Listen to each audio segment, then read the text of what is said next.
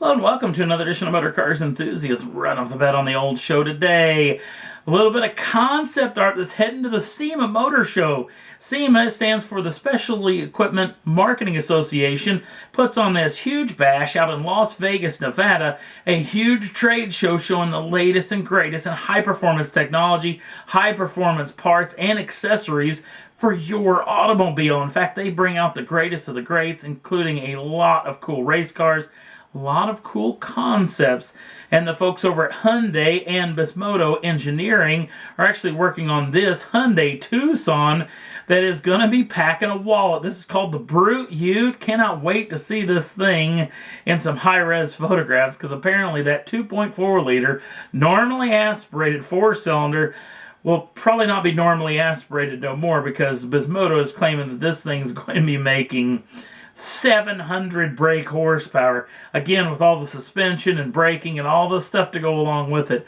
Cannot wait to see the Brute Ute at the SEMA Motor Show, which will be happening in November of 2015.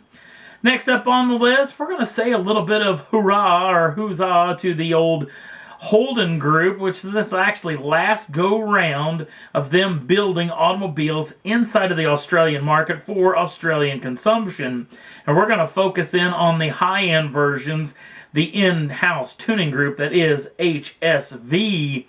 These particular group of automobiles have some monster horsepower and a very cool piece of kit. Coming off of us talking about that Chevrolet SS, which is kind of the cousin of these machines. This one being the Clubsport LSA R8. Now you can either get this thing with the, not the LSA edition, but you can get it with a normally aspirated 6.2 liter V8. That's an LS3 making 455 brake horsepower. But you can bump it up to the LSA R8, which will bring you in with a 6.2 liter LSA supercharged V8 making 536 brake horsepower, and that power goes through a 6-speed automatic or a 6-speed manual. Now, what if you're not really caring about this 4-door sedan? You want something a little bit more practicality, with some more goodies around it, which you can haul a lot more people and more gear in. Well, how about this version? This is the Clubsport R8. Now, you can either get this with the 6.2 liter LS3 normally aspirated V8 making 455 brake horsepower, or you can get the LSA R8 Clubsport Estate Edition, which comes with that supercharged LSA 6.2 liter V8 making 536 brake horsepower and shifted through the manual transmission with 6 speeds, or an automatic with 6 as well. Now, maybe you don't really care about practicality or, all the togetherness, and you just want something that's really out there and crazy. Well, how about a Ute? Yes, how about this? This is the LSA R8 Maloo. Now, if you don't go with the LSA edition, again, you can get this with the normally aspirated 6.2 liter LS3 V8 making 455 brake horsepower. But if you go with the LSA R8 Maloo, this vehicle comes with the 6.2 liter supercharged LSA V8 making 536 brake horsepower, and then it's shifted through the 6-speed manual or 6-speed automatic. Again, this is all like a big broken record as far as this vehicle is concerned. Now let's get to the king of the sport, the king of all the Australian Holdens, and it's this machine. This is the brand new last go round for the HSV GTS. Now the GTS comes again with that LSA 6.2 liter supercharged V8, but this makes 580 brake horsepower. Again, through a 6-speed manual or 6-speed automatic. It's a pretty neat piece of kit.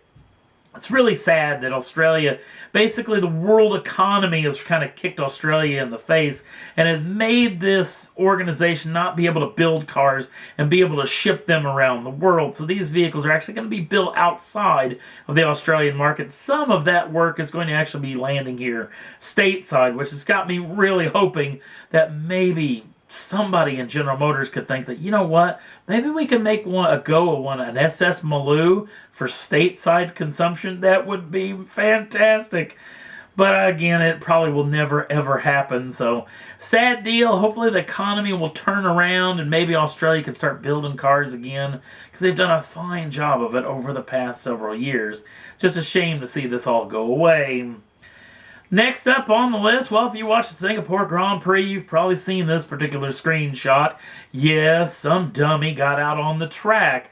This is a 27-year-old Indian-born British national who apparently had a few too many. Got underneath some fencing, got right up against the wall, jumped out onto the track on one of the straightaways, wandered up and down it, and then hopped back over the fence into the arms of the authorities. Since then, he has been charged and he has been arrested and indicted and actually put under a $15,000 bail to get him out of prison, which he doesn't have because he said, hey, I'm not working and I spent all my money on the ticket and all the booze, so I don't have any money, so I don't have $15,000. So he's still sitting in the slammer. So we'll see if this guy will ever see the light of day, at least not for several years, because I'm assuming this guy's going to have to go to prison for some sort of, I don't know what it's actually going to be charged with. We'll have to wait and see if we ever hear anything more about this. Sticking with Formula One, this particular chap's in the news again. Yes, young Jenson Button apparently has lost all the fun that is Formula One for him right now. Apparently, and the Japanese Grand Prix, which is the weekend after the taping of this program, Mr. Button is going to be announcing his retirement. Now, nothing has been official as of yet, but a lot of sources are pointing towards this is going to be true, which should further the rumors that Mr. Button is going to be the next presenter on Top Gear, but that has yet to come because we have not yet to hear it officially from him. Now, for me, as a longtime Formula One fan, I hate to see Mr. Button go. One of the class acts in Formula One for all the years, and it's a real shame he never got a real shot with a real race team. I shouldn't call it a real race team, but a real high-end race team. You know, he had that one year with Braun where he was just killing them, and they were just running out of money, and he just kind of squeaked by with that world championship, still winning it outright. There's nothing beyond that. But it's just a shame that he couldn't have got with McLaren in its heyday, Red Bull in their heyday, even Ferrari in their heyday. It would have been a real shame. It would have been neat to see this guy who made a absolute killing in his career. But boy, man, it sure would have been nice to see him in a car that could have matched his abilities. So, Jenson Button, if you are retiring, sayonara, my friend. I think you done a fantastic job. Would love to see you in that new Top Gear. And that's all there was that I thought was worth talking about for this edition of Motor Cars Enthusiasts. If you want to jump on over to the Facebook page, links down in the show notes. Also, if you'd like to subscribe to the channel, you can do so at any time and get the first dibs on the brand new shows as soon as they come out. Thanks for watching. We'll see you again real soon.